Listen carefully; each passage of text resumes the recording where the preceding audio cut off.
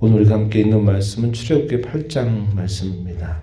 어제부터 읽는 7장부터 8장, 9장, 10장, 11장까지 소위 말하는 10가지 심판 혹은 재앙이 애굽 땅에 부어지게 되면서 하나님이 애굽 나라를 심판하시는 일을 행하십니다. 그 일을 행하시면서 하나님께서 모세에게 말씀하신 것처럼 내가 너 모세를 바로 앞에서 신이 되게 하겠다 하셨던 그 말씀대로 계속적으로 하나님은 이 모세를 전적으로 편들어 주시게 되는 역사를 보게 됩니다. 모세가 바로 앞에 나가서 예고하면 예고한 대로 그대로 이루어지는 거예요. 바로가 모세 앞에 그것 좀 그치게 해달라라고 부탁을 하면 모세가 하나님 앞에 기도할 때 하나님은 그대로 그것을 들어주세요. 이런 일들이 반복되면서 바로는 자기보다 더 무서운 사람이 내 앞에 있구나 이런 생각이 드는 겁니다. 그가 말한 대로 하나하나 그대로 다 이루어지게 되는 모습을 보게 되니까 그렇다 하는 것입니다. 모세는 처음에는 두려운 마음으로 바로 앞에 주눅이 들고 힘이 없는 그런 연약한 모습으로 쫓겨나가듯이 바로의 궁정에서 쫓겨나지만 이제는 그가 나타날 때마다 바로는 또 오늘은 무슨 일을 또 하려고 나타나는지 두려워하게 되는 것입니다. 이것이 하나님께서 자기 백성들을 위해서 행하시는 하나님의 역사다 하는 것을 우리는 살펴볼 수 있게 돼요. 오늘 우리가 읽어간 이 8장의 내용에서는 10가지의 심판 혹은 재앙 중에서 두 번째, 세 번째, 네 번째 해당되는 이 재앙들이 소개가 됩니다. 개구리 재앙, 또 이재앙, 파리 재앙으로 쭉 이어져 가는 과정이 소개가 되는데 이런 재앙들이 그냥 뜻없이 되는 것이 아니라 애굽에서 신처럼 숭상하는 그런 대상들을 하나님이 하나하나 들어서 그들을 심판하고 그들을 다 처치하는 일을 통해서 애굽이 섬겨왔던 그 많은 신들이 얼마나 하나님의 그 두려움 앞에 아무것도 아닌가 하는 것을 낱낱이 하나님이 보이시고 계심을 보게 됩니다. 1절부터 15절까지는 개구리 재앙에 대한 말씀이 주어집니다. 1절 말씀 먼저 한번 보시죠. 여호와께서 모세에게 이르시되 너는 바로에게 가서 그에게 이르기를 여호와의 말씀에 내 백성을 보내라 그들이 나를 섬길 것이니라. 모세가 바로 앞에 설 때마다 늘 표현했던 말이 이 말이죠. 우리가 섬기는 여호와 하나님이 이렇게 말씀하셨다. 처음에 이 바로가 어떤 태도를 보였습니까? 출애굽기 5장 2절에 보면 야 여호와가 누구시라고 와가지고 여호와 이름 불러대면서 지금 이 땅에서 노역을 하고 있는 내 백성들을 다 그냥 내보내라고 말하냐? 나 여호와 알지 못한다. 이렇게 반응을 했거든요. 하나님이 먼저는 모세 그리고 아론에게 내가 여호와인 줄을 너희가 분명히 알게 하겠다 이런 말씀하시고 그 다음에는 당시 절대 권력을 가지고 있었던 바로 앞에 내가 여호와가 누구이신지 분명히 알게 될 것이다. 그리고 더 나아가서는 애굽에 사는 모든 백성들이 여호와라 이름하는 그분이 누구인가를 알게 될 것이다. 그래서 여호와가 누구이신가를 하나님은 이스라엘 백성들에게 모세와 아론에게 그리고 바로와 애굽의 모든 백성에게 밝히 보이신다 하는 것을 우리가 확인하게 됩니다. 이스라엘 백성들에게 여호와가 누구이신가를 알게 한다 하는 이 말 속에는 하나님이 전능하신 구원자라는 사실을 깨닫게 하시는 반면에 이 바로와 애굽의 백성들에게 여호와가 누구신 줄 알게 한다 할 때는 뭘 보여줄까요? 두려운 심판자라는 사실을 보여줘요. 그래서 하나님은 자기 백성들에게 구원자라는 사실을 보여주고 그 백성들을 대적하는 자들에게는 심판자라고 하는 사실을 선명하게 보여주신다 하는 것을 우리가 확인할 수 있어요. 내 백성을 보내라 그들이 나를 섬길 것이니라. 바로에게 그 백성을 내보내야 될 중요한 목적, 그것은 그의 백성들이 이제는 하나님을 섬길 것이다. 내 말을 듣고 너를 섬기는 백성이 아니라 나의 말을 듣고 나를 섬길 백성이다 라는 사실을 분명하게 이야기합니다.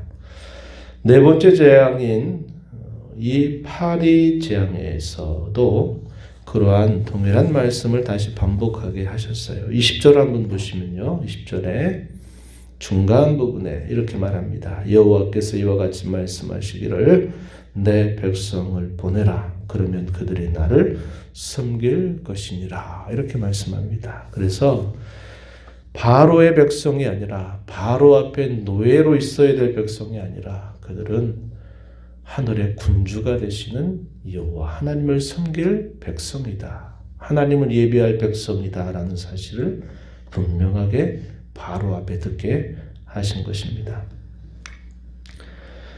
개구리 재앙을 예고했는데 이 개구리는 풍요와 관련된 동물이죠. 그래서 이 개구리를 심판하시는 것은 애굽이 그토록 숭상하고 있는 신적인 대상을 심판하신 일이 된 겁니다. 이 심판이 시행될 때 바로가 어떻게 반응했나요?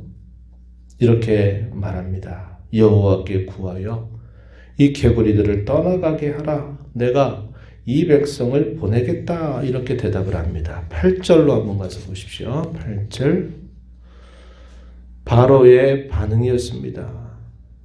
내가 이 백성을 보내리니 그들이 여호와께 제사를 드릴 것이니라. 이제 처음 바로가 한 대답이었습니다. 두 번째 재앙이 시행될 때 바로가 대답을 했는데 그 말을 진실하게 한 말이 아니었어요. 거짓말이었다 하는 것입니다. 자기에게 위험이 닥치자 그 위험이 지나갈 때까지는 그렇게 말을 했다가 그 위험이 지나가게 되면 또다시 예전의 그 태도로 돌아가는 거예요. 그의 마음을 완강하게 해서 내가 왜 보내냐 이렇게 또 이런 태도로 돌변하는 모습을 보이고 있다 하는 것입니다. 세 번째 재앙이 이재앙이 돼요. 이재앙이 시행되는 이때에부터 또 변화가 하나씩 생겨납니다. 어떤 변화냐?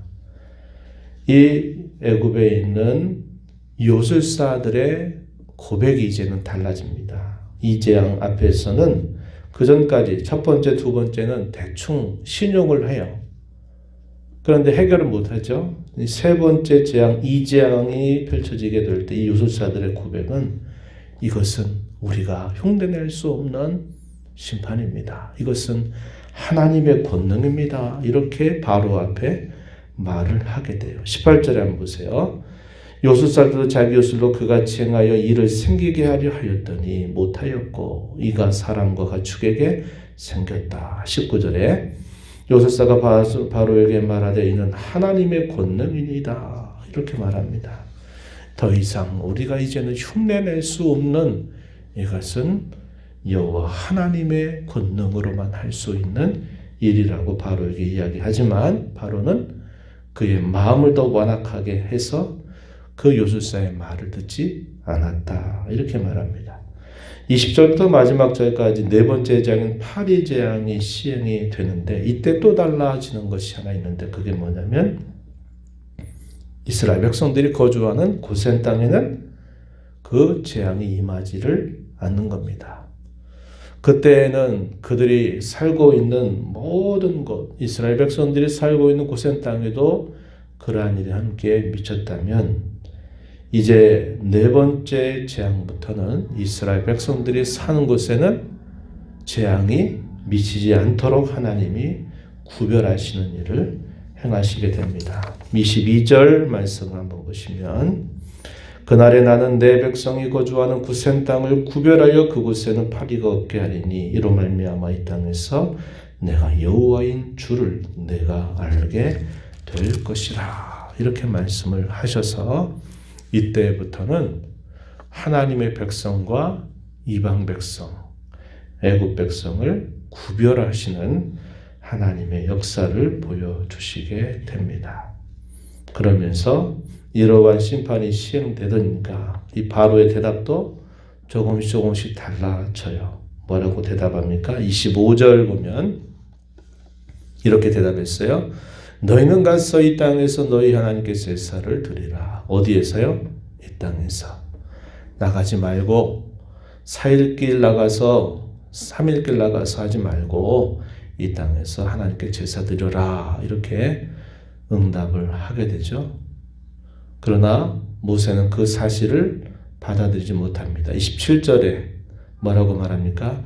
우리가 사흘길쯤 광야로 들어가서 우리 하나님 여호와께 제사를 드리되 우리에게 명령하시는 대로 하려 하나이다. 그랬더니 바로가 또 뭐라고 말하냐면 내가 너희를 보내니 너희가 너희 하나님 여호와께 광야에서 제사를 드릴 것이나 너무 멀리 가지는 말아라. 이렇게 말합니다. 계속적으로 협상을 해오는 이 바로의 모습이 나타나죠. 그리고 나를 위해 강구해달라고 말하자 모세는 그 말을 듣고 이렇게 말합니다. 29절 끝부분에 가서 보면 이렇게 말해요. 바로는 이 백성을 보내어 여호와께 제사를 드리는 일에 다시 거짓을 행하지 마소서. 거짓을 계속 행하고 있는 그를 향해서 거짓말하지 말라고 이렇게 말을 하고서는 이 모세가 기도를 하게 되면서 그 재앙이 그치게 됩니다. 바로는 어떻게 했을까요? 여전히 보내지 않습니다. 이것은 하나님이 모세에게 처음부터 말씀하셨던 거예요. 처음부터 순순히 이 말을 들으리라고 하지 않고 그의 마음이 강팍해져서 마침내 다 모든 것을 다 당한 이후에 마침내 나의 백성을 내보낼 것이다. 이렇게 말씀하신 대로 바로의 마음은 완악했음을 보여주고 있어요. 오늘 이 말씀을 통해서 두 가지를 생각하고 함께 기도하기를 원합니다. 첫 번째는 하나님께서 자기 백성들을 향하여 계속 뭐라고 말씀하시냐 하는 거예요. 이스라엘 백성들은 바로를 섬기는 노예 같은 백성이 아니고 그들은 살아계신 하나님 여호와를 섬기는 그의 백성이다. 그 하나님께 예배하는 백성이다 라는 사실을 바로 앞에서 몇 차례나 이야기를 했다고 하는 겁니다. 이 말은 이스라엘 백성들의 정체성이 뭐냐 하는 것을 단적으로 설명해 줘요. 그건 뭐냐? 하나님을 예배하는 백성이다. 하나님만을 섬기는 백성이다 라는 사실을 보여주고 있다 하는 겁니다. 하나님이 자기 백성들을 세상의 많은 민족 가운데서 그 백성들을 택하신 목적은 오직 하나입니다. 그들로 하여금 그들의 하나님이 되시는 거예요. 이게 언약의 공식이다 그랬어요. 그럼 이 언약의 공식이 어떻게 표현되느냐? 하나님만 섬기는 겁니다. 하나님을 예배하는 백성이 되는 것이에요. 시편에서 뭐라고 얘기하냐면 이 백성은 제사로 나와 언약한 백성이다 라는 말씀을 해요. 하나님 앞에 예배하는 것, 우리가 구원받은 자들로서 가장 우리가 힘써 행해야 될 부분이다 하는 겁니다. 우리가 정한 시간에 모여 하나님 앞에 예배하는 것, 구원받은 자스로 마땅한 도리이다 하는 것, 또한 또 한 가지 예배의 방식이 있어요. 우리의 삶이 하나님이 받으실 만한 거룩한 산 제물로 드려지는 예배입니다. 내 삶이 예배가 되게 하는 그것이다 하는 거죠. 그래서 우리가 하나님 앞에 예배하는 시간에 모여서 예배하는 일뿐만 아니라 흩어진 교회로 우리 일상 속에 살아갈 때에도 우리는 예배하는 것과 동일한 삶을 직장에서 가정에서 우리 삶 속에서 살아가야 된다 하나님이 저와 여러분을 구원하신 목적이 바로 이와 같다는 것을 우리는 꼭 기억해야 하겠습니다. 두 번째는 바로의 모습을 보고 우리가 교훈받아야 돼요. 바로는 어떻게 합니까? 자기에게 닥쳐 있는 그 무서운 재앙을 피하려고 알았다 그렇게 말하고서는 조금 더 지나면 또 거짓된 행동을 해요. 그러한 바로의 태도에 속아서는 안 돼요. 세상이 마치 우리에게 그렇게 네 원하는 대로 해주겠다. 그래서 말을 그렇게 들으면 거기에 혹해서 아이고 이제 됐다. 이런 생각을 하면 안 돼요. 우리가 얼마 전에 읽었던 갈라디아서에서도 바울 사도가 뭐라고 말합니까? 너희는 속지도 말고 속이지도 말아라. 하나님은 만홀히 여김심을 받으시는 분이 아니다. 이렇게 말합니다. 우리가 세상의 모습을 보고 속지 말아야 돼요. 그리고 또 우리가 하나님 앞에서는 누구 앞에서든 속이는 자가 되셔서는 안 된다 하는 것을 기억하고 이러한 말씀의 교훈을 마음에 새겨서 하나님을 진실되게 섬겨가는 저와 여러분 모두가 되기를 진심으로 바랍니다. 하나님 아버지 감사합니다. 이 새벽 시간에도 저희들을 깨워주셔서 생명 주시고 업 주신 아버지 앞에 저희의 걸음 인도하시고 말씀을 통하여 하나님이 누구이신 줄 또 하나님 앞에 저희가 과연 누구인가를 또다시 교훈하여 주셔서 감사드립니다. 세상의 많은 사람들 가운데 저희들을 택하심은 저희로 하나님만을 섬기는 백성, 하나님을 예배하는 백성이 되게 하시려고 저희로 구원하신 것을 잊지 않게 하셔서 저희가 최상의 가치로 늘 하나님 앞에 예배하는 것을 가장 귀한 것으로 여길 뿐만 아니라 흩어진 교회를 일상 속에 살아가면서 하나님께 산제물로 드려지는 구별된 삶을 살아가는 저희가 되도록 은혜를 베풀어 주시옵소서. 은혜의 보좌 앞에 나와서 아버지 은혜를 구하는 모든 심령들의 간구를 기별해 주시고 응답하시기를 바라며 예수님 이름으로 기도하옵나이다. 아멘.